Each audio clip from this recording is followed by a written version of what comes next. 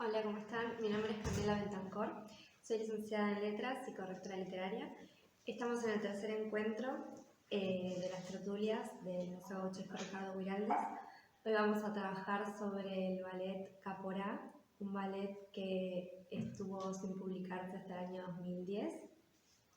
Así que vamos a empezar hablando un poco del encuentro anterior, que habíamos trabajado sobre cuentos de muerte y de sangre, para después entrar en el ballet. Habíamos dicho en el encuentro anterior que los cuentos de muerte y de sangre se publican en 1915 junto con El cencerro de cristal y que fracasan de igual manera que el poemario.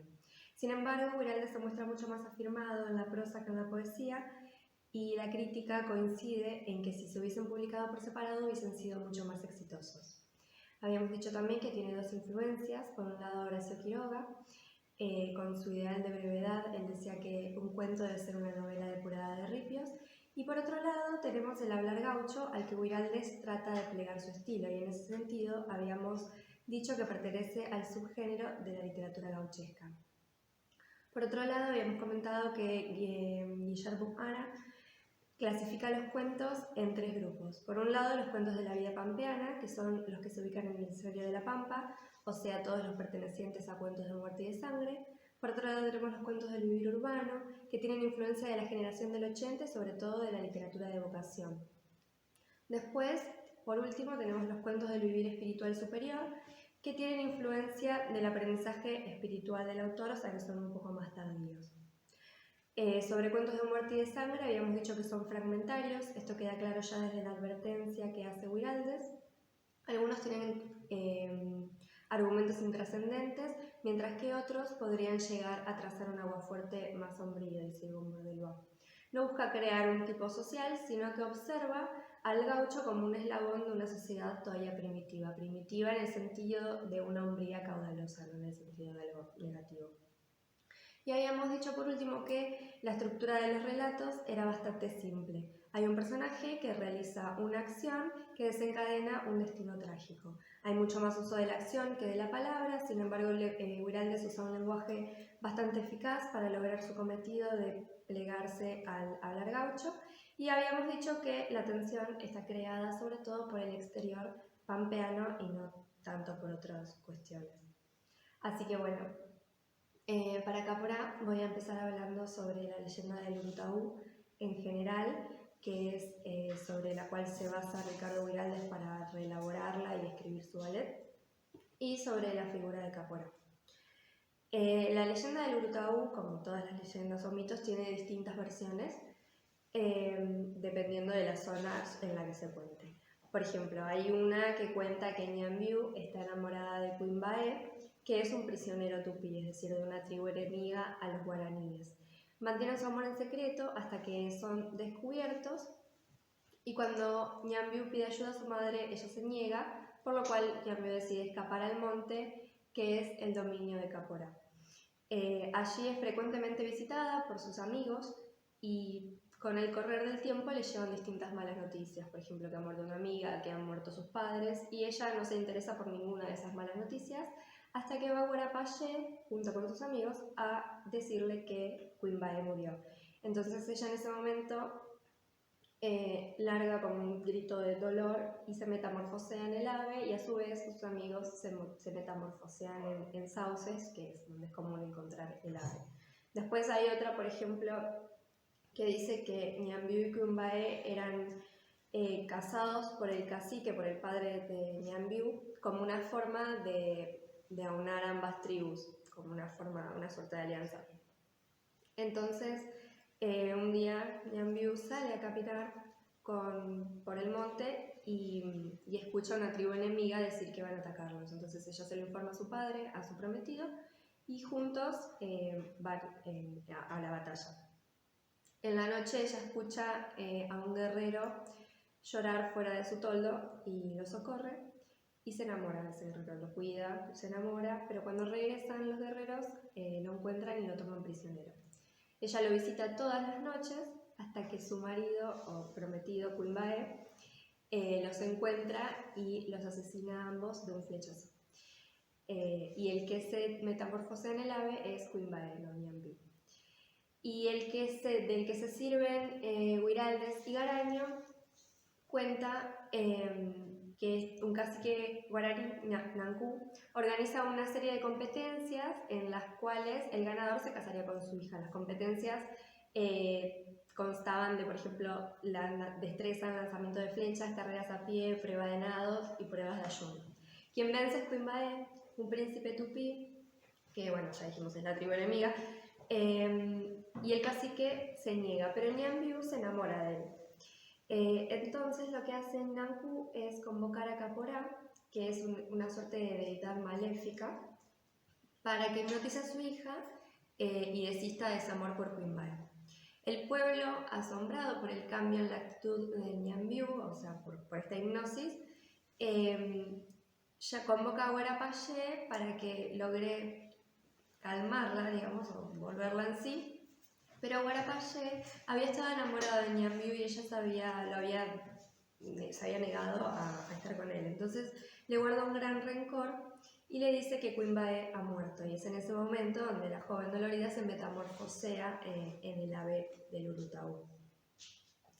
En cuanto a la figura de Caporá, es un ser tradicional entre las fronteras de Argentina, Brasil y Paraguay, y muchas veces puede estar representado también por una mujer como una suerte de Diana griega, que es la reina de los animales, que con su belleza cautiva a los cazadores y que puede favorecerlos o castigarlos dependiendo de cuáles sean sus intenciones con la selva o con la naturaleza en general. En cambio, para los guaraníes, Caporá es como un ser antropomórfico, mitad hombre, mitad monstruo, gigante, recubierto de pelo, que está también en contra de los cazadores, o sea, como su función es proteger a la naturaleza, entonces se considera, por ejemplo, que están montados en una piara de cerdos salvajes, vienen en el último cerdito y te asesina, por ejemplo. Pero así sea mujer o sea hombre, tienen esta función de proteger la selva del intrusismo del hombre.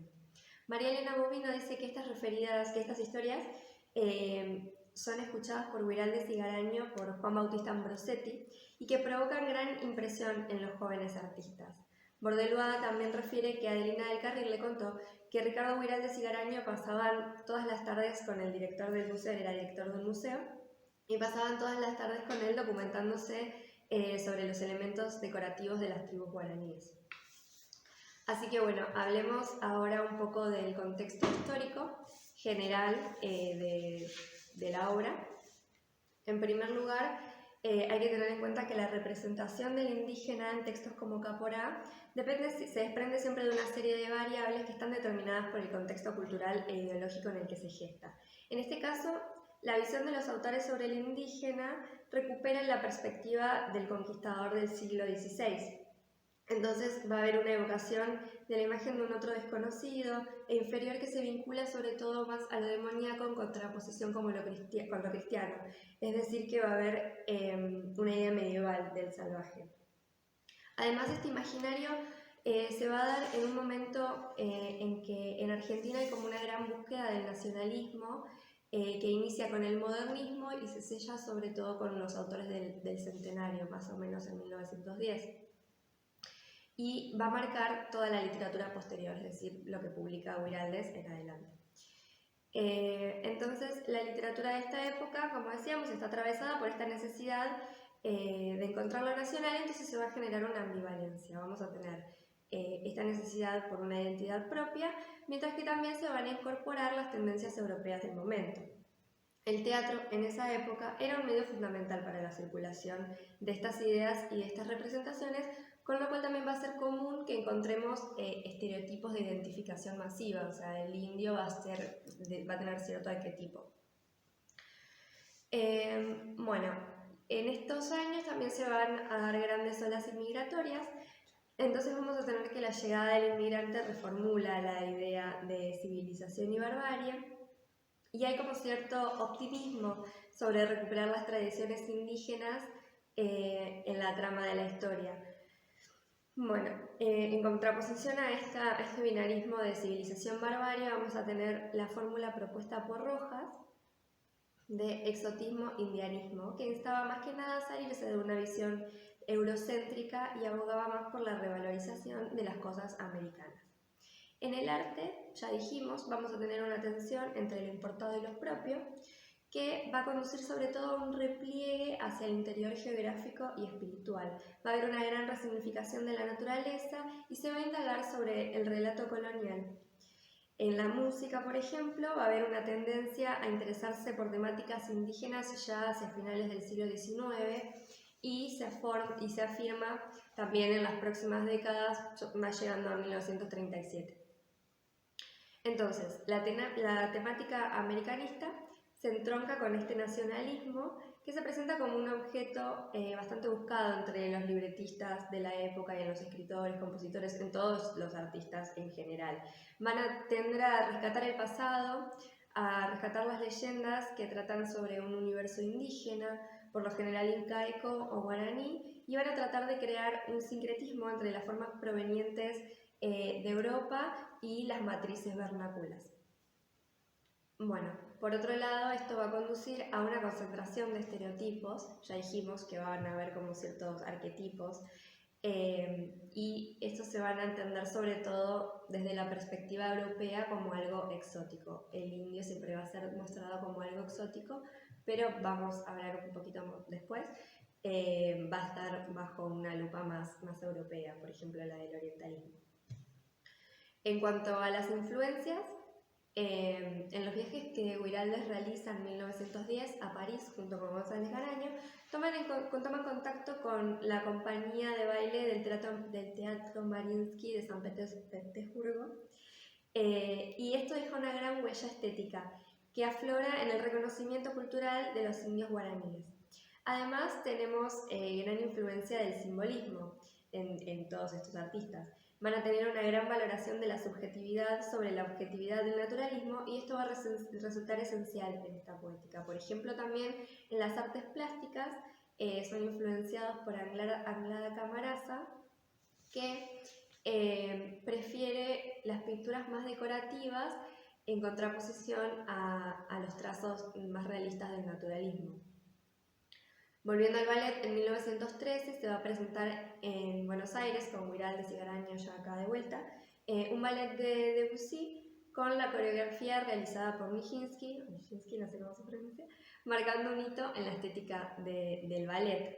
La audacia de la coreografía, de la escenografía, de los vestuarios, del decorado, va a reforzar la idea de un arte disciplinar que aúne pintura, baile, música, escenografía para concebir una obra de arte total, y esto se va a ver reflejado en Caporá porque vamos a tener por un lado el texto que se va a condecir con las pinturas.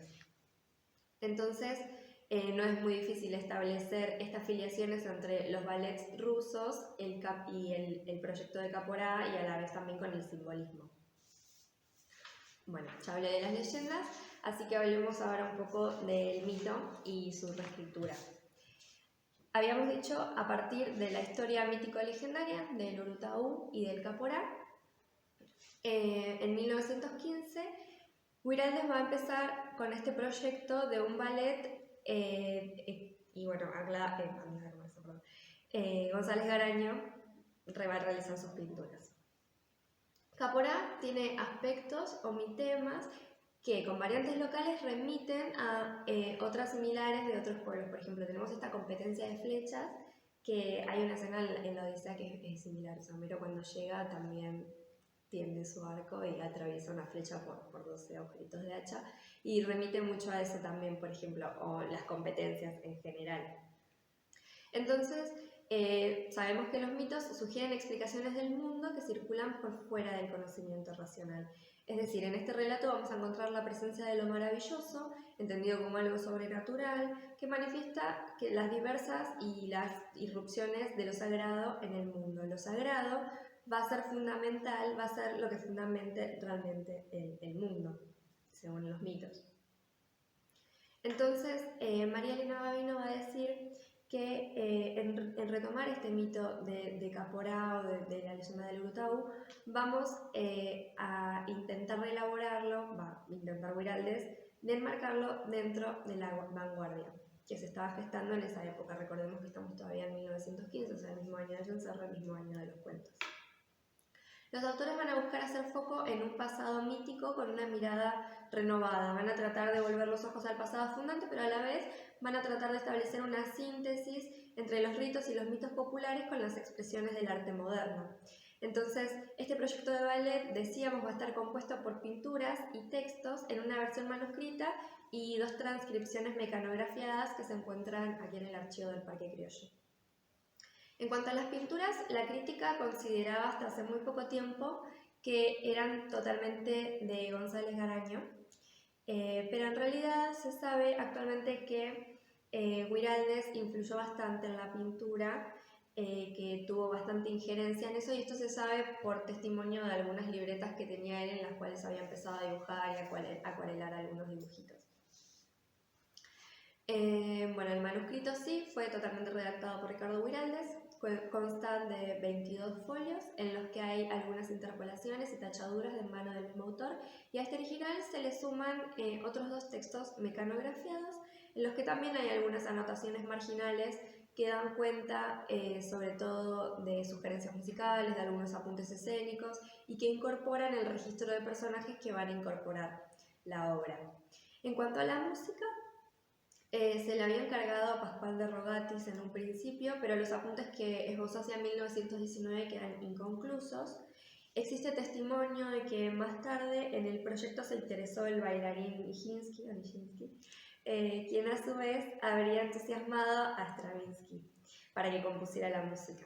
Entonces, todos estos propósitos ponen de manifiesto esta intención de inscribir el proyecto de Caporá en el contexto de la modernidad. Finalmente, por ejemplo, el bailarín enfermó y al final no pudo llevar a cabo el proyecto. Sin embargo, en 1921, González Garaño expondrá con éxito los bocetos de Caporá en una exposición en Madrid en Galerías Vilches. Guiraldes él estaba en Buenos Aires, por lo cual no puede concurrir a la exposición y tampoco va a poder ver representado su ballet, pero las pinturas sí fueron expuestas. Entonces, en un análisis comparativo entre el manuscrito y las pinturas, se pone de manifiesto una articulación entre Guiraldes y Garaño en función de una coherencia semántica entre la palabra y la imagen, esto que decíamos. Hay testimonio de una labor conjunta que busca transcribir el relato a las pinturas. Bien, eso por un lado. Por otro lado, para Guiraldes y Garaño, la leyenda de Caporá permite ver el modo en que los pueblos guaraníes conviven en un tiempo donde las nociones de mito y rito son fundantes. Es decir, son 2 modalidades expresivas que se articulan como factores de cohesión social en la antigüedad. En este aspecto, el mito como lenguaje tiene un carácter fundante. El rito lo que hace es hacer patente esa parte fundante. Entonces, si bien no hay testimonios del conocimiento de Guiraldes y Garaño sobre estos nuevos abordajes intelectuales sobre las culturas primitivas, sí hay un mundo cultural muy rico y muy complejo donde el retorno al anterior tiene diversas formas de manifestarse. Por ejemplo, los ballets rusos de París, que fueron fuente de inspiración para ellos. Entonces, bueno, en esta época también van a aparecer muchos estudios fundamentales para las nuevas orientaciones del pensamiento occidental y es como, dice Babino, una suerte de viaje imaginario hacia el inicio del mundo. En este caso hay una mutación del tiempo y el espacio que se sitúa en las cataratas del Iguazú. Entonces va a haber un encuentro con lo arraigal, con lo trascendente, y hay elementos, también dijimos, que operan en otras mitologías, por ejemplo, esto de las competencias.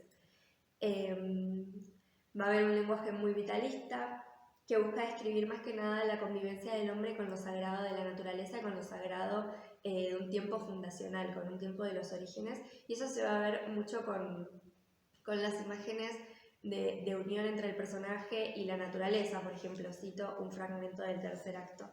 Ñambiú transformada en ave es ahora y para siempre el llanto doloroso de la selva. Entre el profuso abrazo de los ríos padres del Plata, lentos en su arrastre de masas glaucas, floreció, rojas como las flores de los ceibos, la inútil pasión de Ñambiú, trocada luego en llanto imperecedero. Entonces, este fragmento, por ejemplo, sintetiza los efectos de la magia y el rito. Esta princesa se convierte en el pájaro Brutaú con esta metamorfosis trágica culmina la secuencia de rituales que estaban antes vinculados a la danza, a las competencias y las prácticas cabalísticas. O sea, esto si leyeron la obra van a ver que había toda una cuestión previa a la transformación. Por otro lado, Carlos Rosielgue destaca que la temática indigenista se desarrolla a partir en Caporá, en este caso, se desarrolla a partir de un tópico clásico en la literatura occidental que es el triángulo amoroso. O sea, tenemos este triángulo amoroso que pone en riesgo la armonía del universo y que se debe resolver al finalizar la representación de una manera trágica y aleccionadora. En este caso, Huiraldes modifica uno de los mitemas e incluye como este pretendiente despechado que es Aguarapayé, que acciona negativamente. Por otro lado, vamos a tener la lógica de conquistador-conquistado en una cuestión, si bien no hay un elemento español, no es que viene un conquistador español, pero sí hay una lógica de conquistador-conquistado entre tribus. Por ejemplo, tenemos una que considera inferior a la otra, los guaraníes se consideraban superiores a los tupí. Entonces, se da lo que en la posdecolonialidad se llama la dimensión conceptual de los descubrimientos imperiales, que es la emergencia de inferioridad de una de las dos tribus. O sea, están los de abajo y los de arriba, pero es algo fundado entre ellos y se da esta mirada desde este tipo de lecturas. Por otro lado tenemos lo del orientalismo. El orientalismo en un sentido que se conduce hacia las selvas del interior del país como algo exótico. Es algo muy común en la literatura de conquista, tener estas imágenes de Oriente como muy exótico, y eso se traspola a nuestras propias selvas. Entonces, a su vez, se va a combinar con el elemento femenino, y la selva va a ser algo femenino, algo misterioso, lujurioso, mágico, y el paisaje se va a representar como una exteriorización del alma femenina, como el alma de la selva, como una virgen encantada. Vamos a ver que en Caporá, Ñambio y las demás mujeres se relacionan con el espacio a través de sus rasgos más exóticos, de la sensualidad, de sus movimientos, y van a estar también como muy relacionados a la selva, a lo femenino. La orientalización del salvaje también tiene que ver con el otro conocido para los conquistadores del Río de la Plata. Ya dijimos, era muy común relacionar a estas mujeres de la literatura de la época como del oriente exótico, como intentar hacer esta misma traspolación de una vida más holgada, de una vida más exótica a orillas del Paraná. Entonces, la imagen del hombre salvaje fue usada en estos tiempos modernos como una metáfora para comprender el movimiento y los cambios, para construir un gran espacio histórico y separar la vida civil de la natural. La naturaleza entonces se va a presentar como un espacio imaginado por la cultura occidental, donde se establecen patrones de reconocimiento dentro de ese mismo orden. Y por último voy a hablar de Caporá dentro de la vanguardia. En 1924, habíamos dicho en el primer encuentro, se funda la revista Martín Fierro. Dentro de la revista Martín Fierro, González Garaño publica una de las obras que incluyen el proyecto Caporá. Y entonces la publicación de una de estas obras es clave para la consolidación de la vanguardia, porque a una tradición nacional y vanguardia europea. En vez de polarizarlo, lo que hace es aunarlo. Entonces va a haber una afirmación auténtica y vigorosa de la confianza que les inspira en los alcances de este viaje metafórico hacia lo autóctono a través de la reelaboración del mito de Caporá. Así que, bueno, eso es todo, si nadie tiene alguna pregunta. Sí, respecto a la leyenda, si hay alguna lectura espiritual que vos podés hacer respecto a la reencarnación, o si se trata de una transformación física y nada más, o si tiene que ver con lo espiritual. Esa fue una pregunta de Instagram. No creo que tenga que ver con algo espiritual. Me parece que el mito tiene más que nada esta función de dar explicaciones sobre ciertas cosas que quizás no podemos explicar desde la lógica. En este caso lo que se explica es el surgimiento de una especie de ave. que o sea, hasta hoy se encuentra y tiene como esta aura así misteriosa, o sea, le dicen el ave fantasma porque tiene como este llanto horrible que no lo podés ver, aparte es como que medio se camufla, entonces tiene más que nada esa función, no creo que sea algo así simbólico. Así que bueno, muchas gracias por verlo y recuerden que el sábado 9 a las 19 horas es el último encuentro. Vamos a trabajar sobre la novela de Don Segundo Sombra, la última que publica Ricardo Guiraldes, así que bueno, recuerden sintonizarse. Muchas gracias.